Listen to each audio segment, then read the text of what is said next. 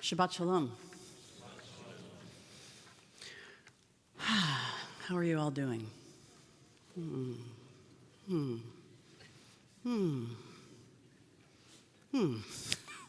Yeah, I know. I can tell. Even with the beautiful music and Rabbi Bauer reminding us how important Shabbat is and taking time away from how broken the world is for just these 25 hours, it almost seems like a superhuman task to push it all away for 25 hours because the world is kind of like a fire hose, as you said, Rabbi Bauer, like a fire hose, and it's very difficult for us to step away from it.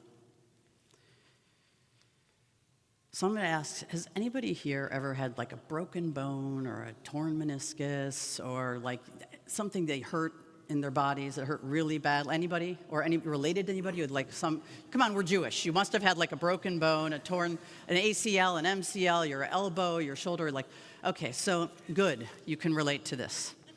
I'm not going to talk about Tu B'Av or Tu B'Shvat or Valentine's Day. I'm going to talk about pain, the pain that we're in. And in November, I tore my own meniscus. And I will tell you, this is not a sermon about feeling sorry for me.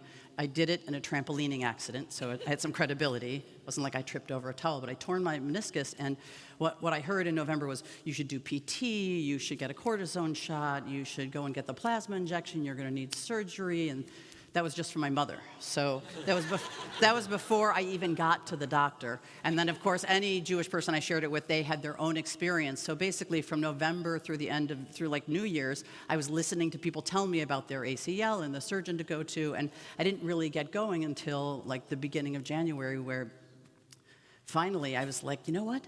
I am feeling shattered and torn and broken down, and people are seeing me limping, and they're asking me, are you okay? And I'm not okay. And I finally started taking it seriously, that my doctor said, you've got to do PT. You actually have to do physical therapy, and you have to do it every single day, twice a day, and commit yourself to getting yourself out of pain and out of agony. And I thought, you know what, that's it. This experience I had over the last few months since November, which was a really hard month, and then January, another hard month, and now we're in February, I thought, you know what we need is not just PT for our bodies, but we need ST. We need spiritual therapy. And we all know what it's like to get an RX, a prescription for something that is ailing us. But right now we need a prescription of spiritual therapy.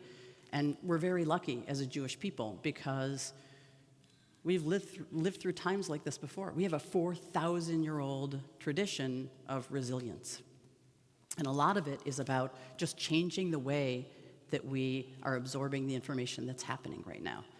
And one of those things is definitely a prescription for Shabbat and taking it seriously. And if you're here right now, or if you're Zooming in with us, you're taking Shabbat seriously. I want to read what Rabbi Jonathan Sachs wrote in Letters to the Next Generation. He said, "This is how Jews deal with crisis. Wrestle with it, refusing to let it go until it blesses you, until you emerge stronger, better, or wiser than you were before. To be a Jew is not to accept defeat. That is the meaning of faith." And he reminded me that we can think about the fact that for the past 4,000 years, there has been a lot of anti-Semitism. And we can wallow in that. Or we can say, for the past 4,000 years, we have survived a lot of anti-Semitism, and we will continue to. And so I thought about this idea of a spiritual therapy, an ST, a prescription, and I actually, I had a spiritual therapy prescription pad made. It's very, very thick because I'm Jewish. But you're going to want to come up and get one of them after the service because I'm serious. You get a prescription for medication, you go to the Walgreens, you get it. Sometimes it works, sometimes it doesn't. This stuff works, I promise you, 100%. And any rabbi or cantor can give you a spiritual therapy prescription. So these are the things that are in the prescription that I'm going to give you as a pathway to think about the way that we're going to change the world as it's breaking down. Like, people keep saying, well, what are we supposed to do about what's happening in the world? What are we supposed to do as Jews? Well, what we're supposed to do is not just sit around. We can do that on Shabbat for 25 hours, but we are actually supposed to take some action.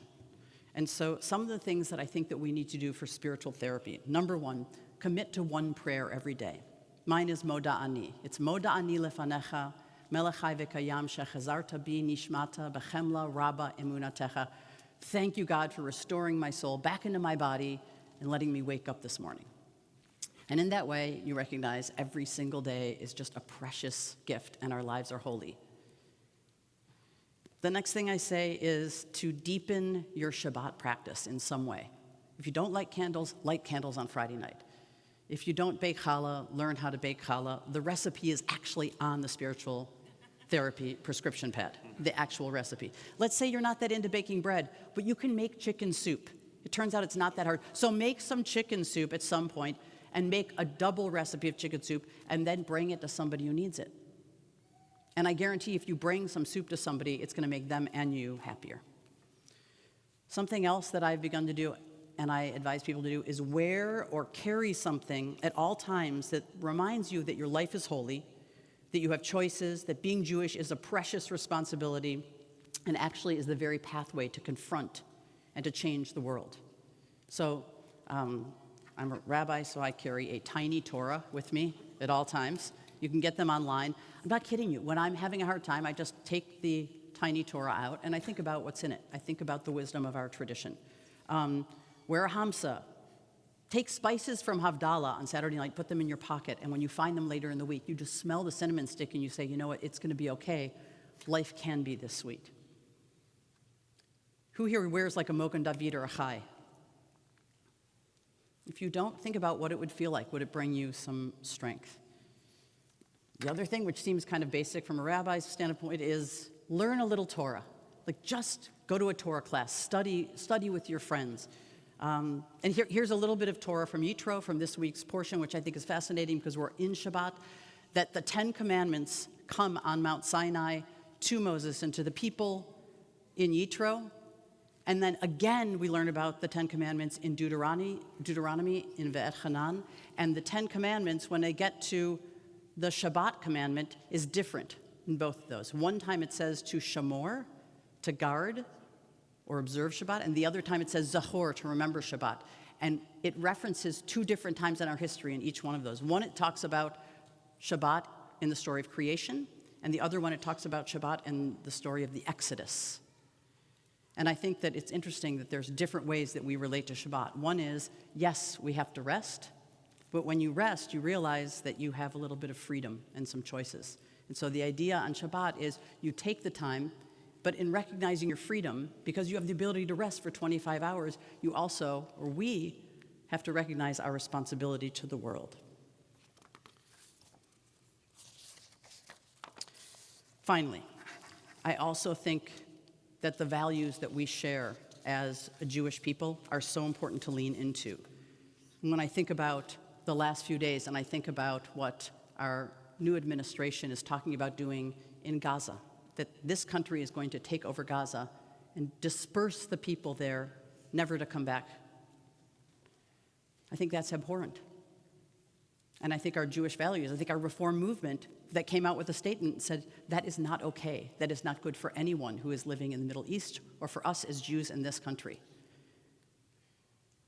And then I think about, wait a minute, maybe if the firestorm right now that is happening in this country, maybe there has to be a blessing in it to make us come back together, to make us have some joy, some celebration. And the other thing I was thinking about is that this past week, the Reform movement joined with 27 other religious organizations. Now, when was the last time that the Unitarians, the Buddhists, the Methodists, the Catholics, the 27 religious organizations came together to say, in a suit against the government, this was the suit, they said, we bring this suit unified on a fundamental belief: every human being, regardless of birthplace, is a child of God worthy of dignity, care, and love. Welcoming the stranger or immigrant is thus a central precept of our faith practices. And it's talking about not allowing ICE to come into sanctuaries of worship. I had not seen a united front of an interfaith group saying, we're going to stand together in a very long time. That made me feel much better as a Jew and about being a person of faith. So In this 4,000-year-old tradition of resistance and resilience is a plan for all of us. It's just called Judaism, and you're a part of it. You're part of a family that is very resilient and is going to be here for at least, I believe, another 4,000 years, if our planet is. So if you need a little help, if you need a little support, you've come to the right place. You've come to the synagogue, the sanctuary, and Shabbat is here for you. And after the service, please come up and get a prescription from my spiritual therapy prescription pad and see if you do some of this Shabbat, what it feels like on Sunday. And you'll let me know if this stuff works. Shabbat shalom.